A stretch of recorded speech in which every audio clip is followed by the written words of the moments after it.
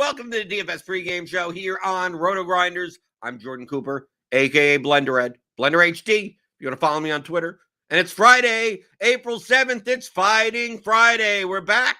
We're back with another UFC pay-per-view slate. UFC 287. I think I got that right. 287? I don't know. I lose count of it. It's the main event is Adesanya versus Pereira 2. The rematch from last July, where Pereira knocked out Adesanya and took the title in that division. Whatever division that is, I don't know. One of the middle weight classes, right? Something like that. So we'll be talking a little bit about DFS strategy for tomorrow's MMA slate on Fighting Friday. Give me those thumbs. You know, I like those in the morning. Hit the like button, hit the subscribe button, hit the notification bell to know when we go live. Good morning. Good morning, the early birds. Wataz, Suki Singh, Boondada, real life pitcher, Doug Montgomery, Jupocalypse, Jenna Sandy. Good morning. Good morning. DFix 2 days with no pregame show, and you missed the Zoom call. I do coaching calls behind the paywall, the RotoGrinders premium membership. You get part of my, in the Discord. Right, you missed it. You could feel the EV of your lineup slipping away. I think you're doing pretty well. I think you're doing pretty good. All. Tyler Wilde is here. Good morning. Good morning, everyone. Good morning, everyone. We'll be talking about the 13-fight card tomorrow, 6 o'clock Eastern start time. We're still waiting, I think, for Cynthia Calvillo to get on the scale. I think everyone else has made weight. So let's see what happens there, right? That isn't necessarily the most appealing fight, Lupi Godinez versus Cynthia Calvillo. So if that got scrapped, I don't know. Does it matter that much, right? I don't know how much of that fight I'm going to have, but we'll see about that. It's a 13-fight card, and you know what we do here on the preview, right? We talk about the context of the slate. The context of the slate. We don't necessarily break down the fights. If you want to break down the actual fights, Liam and Mike have that for premium members. So sign up for a RotoGrinders premium subscription. Click on that link in the description. Get $10 off your first month. You'll get the expert survey. You'll get Lineup HQ with all the numbers and the ownership and everything. You'll get access to our Discord in the MMA channel. You'll get Liam's breakdown of the fights. You'll get the Grounded Pound podcast. You'll get everything. But this is kind of like the little free content. We're also doing Crunch Time tomorrow, right? I'm on Crunch Time now, so for MMA. So it'll be me and Mike, H3 Buddha. Tomorrow, probably 5:15, 45 minutes before lock. Basically to go over everything again. Kind of like, it's the lay of the land. But the context of the slate, that's what's important when determining what is more or less likely the nut lineup, the optimal, the nut lineup. The best possible lineup could look like, more or less likely, right? A lot of underdogs, not a lot of underdogs. Using most of your salary, not using most of your salary, that type of thing. So the context of the slate, the two things we typically look at are slate size and slate spreads, okay? Slate size, it's a 13-fight card. So this is like probably in the middle range, right? It's not 10 fights. It's not 15 fights.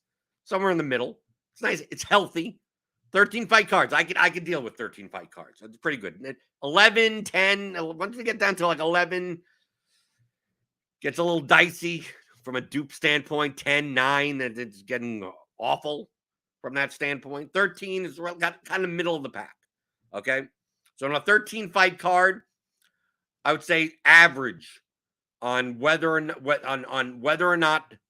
the lineup will spend most of the salary, and on how much win equity should you prioritize in your lineups. I think it's in the middle of that as well, right? On a 15-fight card, you got 30 fighters, so like a guy that wins and gets 78 points is not nearly as valuable as on like a 10-fight card, right? Because there's only so many options.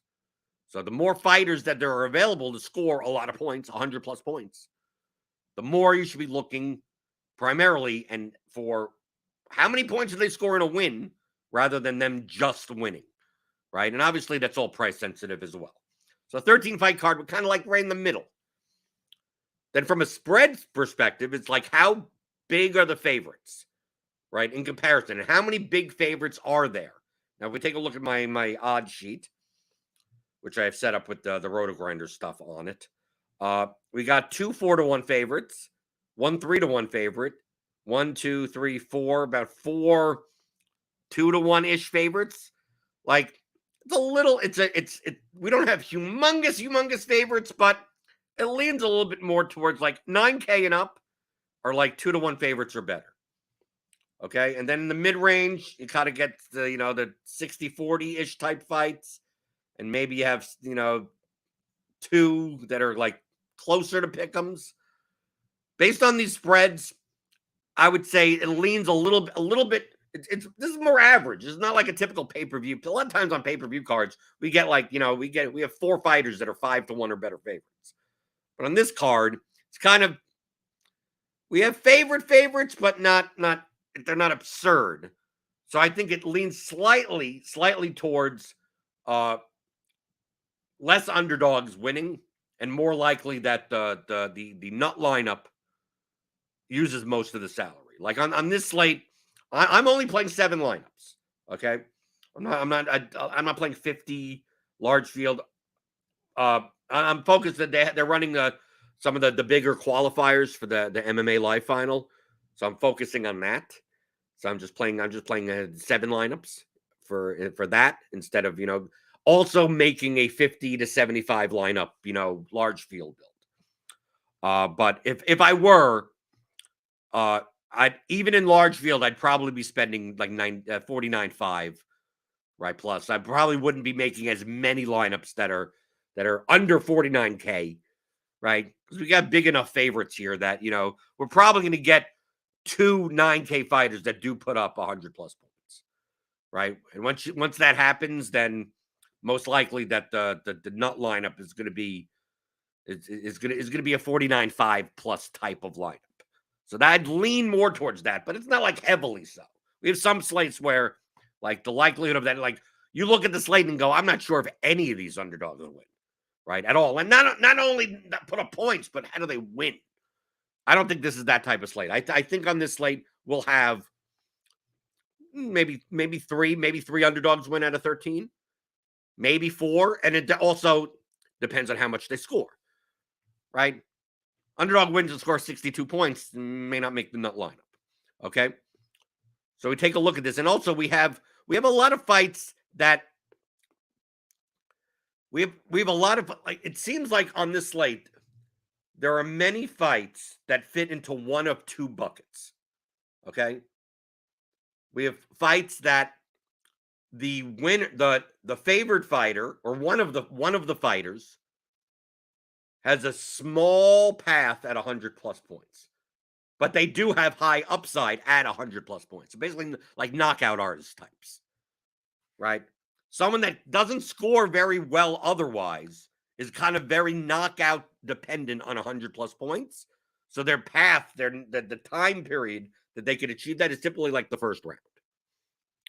And then we have a lot of fights where I'm not sure if either fighter scores 100 points in a win at all. A lot of fights that may go to decision are very striking based, right? It's the type of fight where it's like, okay, 2 guys, they're gonna punch a bunch, not many takedowns, and someone's gonna win a decision and score 75, 80 points.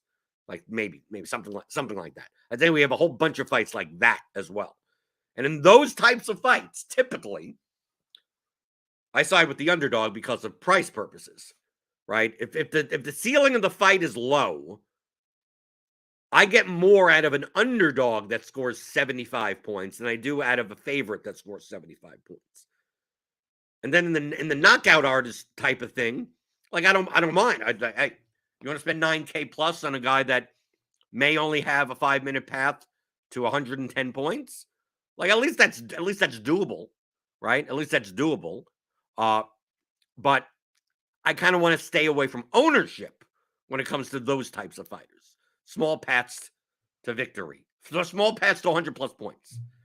I'm not saying that they can't win. It's just that, like, their method of victory of scoring 100 plus is very striking dependent. Okay, so we take a look, where are those buckets on this slate?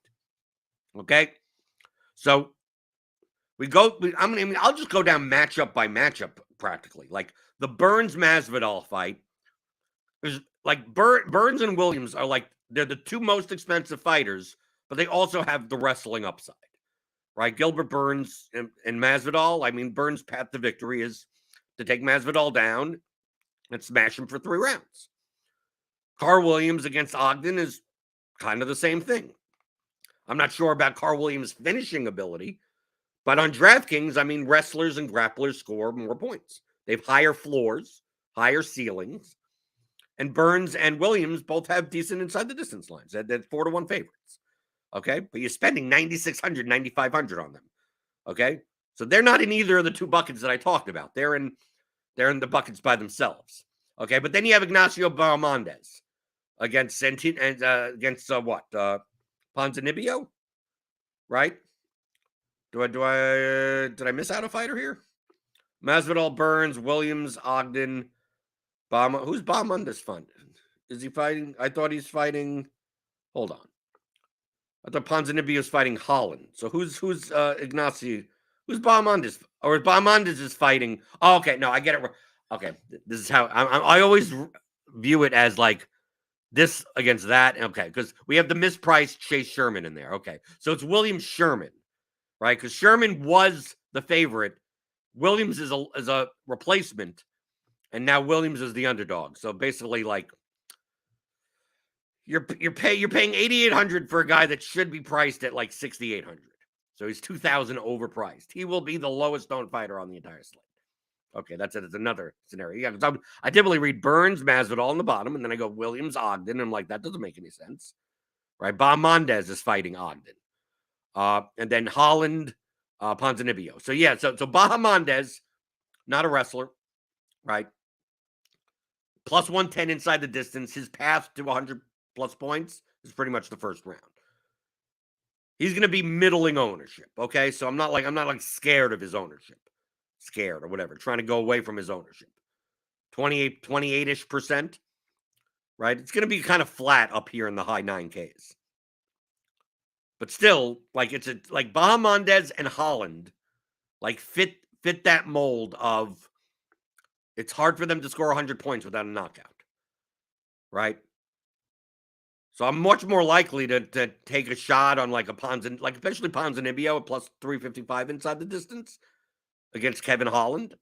Like if Holland's going to be like 30% owned and Ponzinibbio is going to be like 20% owned for 6,900, because if Ponzinibbio wins a decision and scores 75 points, like at 6,900, I don't mind that. But if Holland wins a decision and scores 90 points at 9,300, that's not good enough for me. So Holland, Barramondez, all right, because they have good inside the distance lines, plus 110, plus 115, but their path to 100 plus points is a bit narrow. Then we have Lupi Godinez versus Silvio Calvillo. That's one of the other bucket of fights that it's hard to see. It's hard to see either of them scoring a lot of, even though like they could wrestle, but I think they'll cancel each other out. I don't necessarily think Lupi Godinez is the greatest wrestler. Calvillo used to be a good wrestler, and the striking on both sides suck. So the ceiling of this fight is low. So on these types of fights, I'd much more rather favor Calvillo, because 9,200 for Lupi Godinez decision win, 72 points is a disaster. Then we get Raul Rosas versus Christian Rodriguez, and Rosas is in the bucket with Burns and Williams, right? He's a young kid. He's only 18 years old, but he's a BJJ grappler extraordinaire. Plus 130 inside the distance. He's going to be popular, though. But he's only 18 years old. So maybe, Christian Rodriguez, I mean, is not a great fighter, but he's not bad. Is Rosas just going to just take him out in the first round? I don't know. Maybe he'll have much more adversity. Let's keep on going down. I'm going to skip this one because this is actually my favorite fight. My favorite, quote unquote. The most underowned fight. Then we have Shailan Nurdebeki versus Steve Garcia. And I think Becky is way overowned. Maybe not way overowned, but I have him at 30% owned. The last fight, if you look at his game log, you have to get rid of the last fight that he had.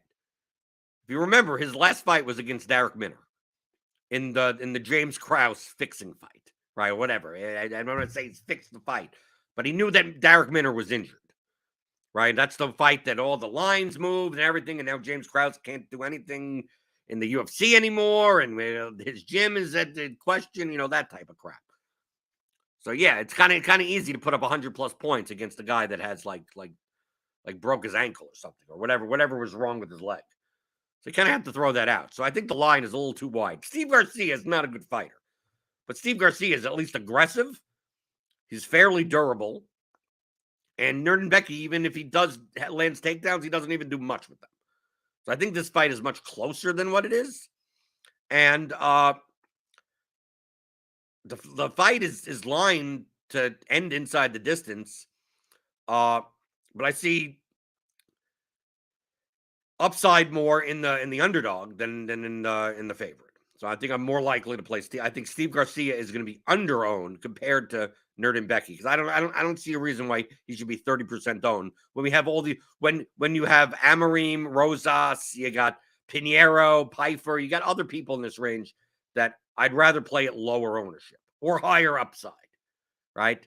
And talk about the highest upside fighter on the slate is probably Joe Pfeiffer against Gerald Mearshart. This fight is like -700 to end inside the distance. I think this is the most important fight on the entire slate. So you have Joe Pfeiffer making his second UFC appearance. He beat Mma Dfs, or whatever, Alan Mma Dfs in his last fight. You almost have to throw that out also. Alan Mma Dfs may be one of the worst fighters to ever be in the UFC, at least in the past 10 years or something. So winning over him, that doesn't mean anything, okay? But Gerald Mearshart, basically his path to victory is Hail Mary submissions, right? He's not that great of an offensive wrestler, but on the ground, he's going to definitely have an advantage, and he doesn't mind playing off his back. So a lot of times, even when Mearshart wins with the sub, it's in the third round, and he still only scores 80 points. He didn't do much otherwise. But I think this is maybe the most important fight from a finishing perspective, because Mearshart also has horrible striking defense. So like Pfeiffer could just absolutely destroy him. And for 8,700, Pfeiffer has nearly as much upside as guys like Holland and Bahamondes. Maybe not Williams and Burns. Maybe not Rosas and Amorim, right? Because I don't expect Joe Pfeiffer to be wrestling. But I'd much rather pay 8,700 for a knockout, blast-off type of victory than, 900 more or 800 more or 600 more, whatever. But he'll be popular. Like, I think Pfeiffer's going to be like 38%. Adrian Yanez kind of fits that bill also. Adrian Yanez, we have at 35%. Someone will not, this is not a wrestler. Yanez Font, this is going to be, I don't want to call it a banger. Basically a high-paced striking fight, right? This is a big step up in competition for Yanez, who's undefeated. But Font's inside the distance line is plus 520. And also, Font has been knocked down 5 times in the past 2 fights, right? He got knocked down, twice by Jose Aldo at the end of his career, right? So durability issues there for Font, but truthfully, Rob Font, I would think that Rob Font should be favored in this fight rather than Yanez, but I think Yanez, it's just that this fight, I think, is going to be very popular on DraftKings, and there's not going to be any wrestling. Rob Font, I guess, could. Yes, Rob Font could wrestle. I don't think he will. And I'm not saying he's a great wrestler, but at least he can. Yanez won't do that. Yanez will not go to the ground at all. So I just feel like this fight is like, if Yanez can't win in the first round, how does he get 100 points? Right? I'm much more likely to play Font, even though his finishing upside is, plus 520 inside the distance is not good. But I think this fight overall is going to be overowned. Then we have Pinheiro versus Waterson Gomez. And Pinero's plus 340 to win inside the distance, but Pinero, very aggressive and grapples, right? Is she a very good is she a very polished grappler? No. But she just uses her physicality and take you down. And Michelle Waterson, I mean, she's faced way higher, better competition, but she's also old now. The karate hottie. I don't see how Waterson Gomez scores 100 plus points. I don't know how that's possible. I mean, plus 705 inside the distance, the second lowest ITD line. Pinero, yeah, is most likely going to gas if this goes to the third round. Luana Pinero is probably going to be tired. I see Michelle Waterson could win. I don't know what her upside is, and at 7,600 just win equity, maybe a little expensive. Like I don't mind that at like 7K, right? Because of all the other fighters I could fit in. But Waterson Gomez, it seems like the ceiling of this fight is low, and if there's gonna be a finish, it'd probably be early by Pinero, and at like 24% owned. That's like it's okay, efficiently owned. Then we get Gastelum Curtis in the mid range. If it wasn't for the fact that this was in the mid range and an 80-point win could still be useful, this is the fight that I'm least excited about to play on DraftKings. Like this is, I mean, Gastelum could wrestle. Chris Curtis has like 100% takedown defense, and neither of these guys get knocked out or anything. So like, I expect a slow to medium paced kickboxing match for 3 rounds, and someone wins a split decision. Maybe someone scores 80 points. Maybe, right? That's the most likely outcome. Now, it's going to be fairly low owned. I mean, I have these guys at like 16, 18% owned. And from a construction perspective, you may end up playing one of these guys just because it's like, oh, I'd rather have a, win equity here, but I think the upside is low. The same could be said for the main event. I think the main event is going to be wildly overowned, which is any Adesanya main event is always overowned. Is always overowned on DraftKings because the path to 100 points with Adesanya fights it's tough, right? Because typically they're slow-paced, perimeter striking fights. And especially in this, like Pereira ain't wrestling. Like Adesanya can if he wanted to. He didn't really the last fight. But it is in the mid-range, so it's 8,300, 7,900. So it fits the same thing as like if I'd rather play Adesanya or Pereira than Gastelum or Curtis because at least I get 2 more rounds, right? A 5-round fight. So that's the only benefit is that the price range makes it tenable. That even a 5-round win equity fight is still like it's 90 points. And I think 90 points in the mid-range, in the very, very middle, can be useful. But as always, I think the fight's going to be overowned. I have Adesanya at 36%, Pereira at 40%. So, 3/4 of the lineups having one of this fight. I would absolutely not stack it. I mean, I don't stack fights in GPPs at all, but I wouldn't even consider it. I mean, in any case for this. But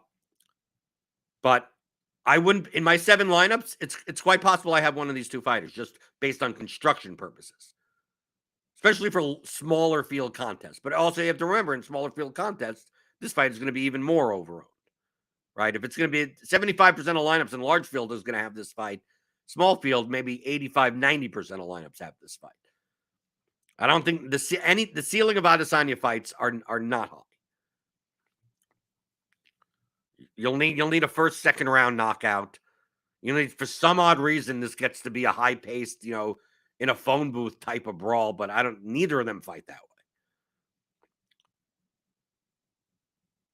The first fight of the night is the most interesting fight to me. Jacqueline Amarine versus Sam Hughes.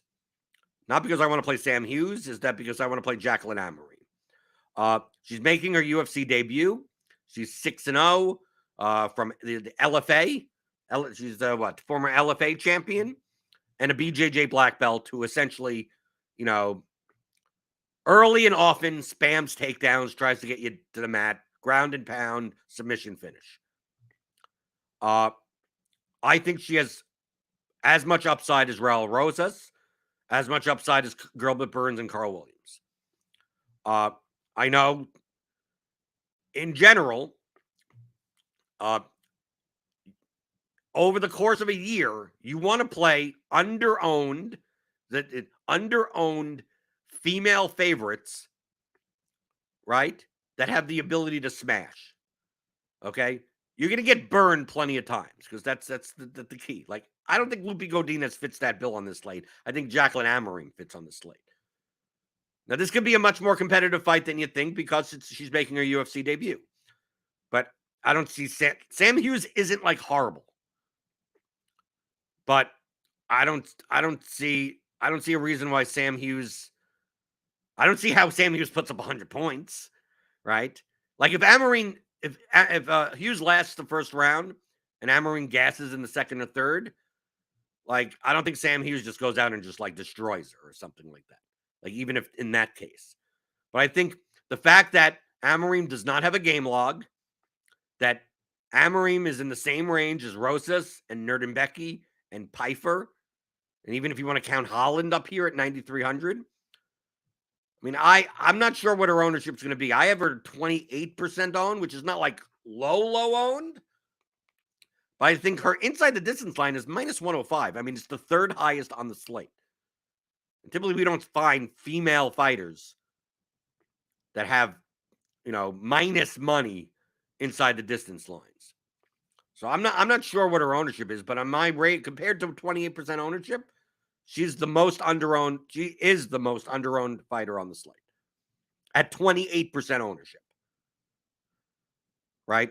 Another I have Steve Garcia as underowned. I have Gerald Mearshot as underowned. Steve Garcia underowned at 18. Mearshot underowned at 20. Only because Mearshot's plus 235 inside the distance. Just understand with GM3, like all of his point equity comes in finding that submission. If he doesn't, like he's not racking up points or anything. So just be aware of that. He's underowned for his finishing capability. But as far as his point scoring floor, it's quite low. Overowned fighters that I have currently here, I have Waterson Gomez, vastly overowned at 20%. I have Font overowned at 24%. I got like Holland a bit overowned at 30%. I've even Godinez. If Godinez is like 16%, that's overowned. I have Rosas overowned at 32% by a little bit.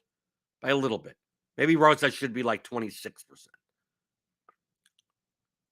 Pfeiffer I have is about right. About a lot of these other fighters is about it's kind of efficient. Yanez maybe a little underowned at 36%, just only because of his plus 125. Just understand, Yanez's 100+ point ceiling comes from a first round knockout. But his ceiling past the first round is going to start diminishing greatly. Everyone else is kind of about efficiently. I have Masvidal is overowned at 14%. Name value, Jorge Masvidal is going to be owned. Can he beat Gilbert Burns? I think he can, but can he score a lot of points in DFS? I don't think so. Other than if he does a Ben Askren, if he does a flying knee in 3 seconds, yeah, sure, yeah, okay, I can see that. But it's hard for Masvidal to eat like a Masvidal decision. Like, how does that work? I mean, Gilbert Burns may have an entire round where he's on top of him. So I mean, I'm not even sure how he scores that well in DraftKings past the first round, and he's only plus 535 inside the distance. I think most likely Gilbert Burns maybe doesn't destroy him, second round submission or something like that. Jorge Masvidal has been knocked out once in 50 fights or something. His takedown defense is very good. His grappling, he's an underrated grappler. He's not an offensive grappler, but he can get up. I'm not sure if Gilbert Burns should be a minus 445 favorite in this fight. But on the other hand, Masvidal's 38 years old, and I think in an interview this week, he said if he doesn't win this fight, he's going to retire. And whenever you hear that R word, whenever you hear the R word, you run. You run! Right? We didn't do it the last slate. What happened with Steven Peterson? Was that, what, 2 slates ago or something? Steven Peterson, underowned. Okay, I'm going to play a bunch of Steven Peterson. He looked awful. He barely did anything. I'm like, what the hell's going on here? And he loses. He barely puts any points. Even in 15 minutes, he has like 12 DraftKings points. And then in the post, and then he puts his gloves or whatever. Yeah, I'm done. Yeah, this was my last fight. It's like I like to know that beforehand. Like that's almost a cheat code, right? Like 90+% of the time. I don't know if that's the real number. If someone announces their retirement, they're probably getting their ass kicked, right? They're just, you take the other guy. You take the other guy, right? That's what I run, right? Shogun or anything like you go. It's, oh no, this is gonna be my last fight. It's like, yeah, you're gonna get killed. That's what happens in MMA. People don't retire. They retire on their back. They retire, knocked out.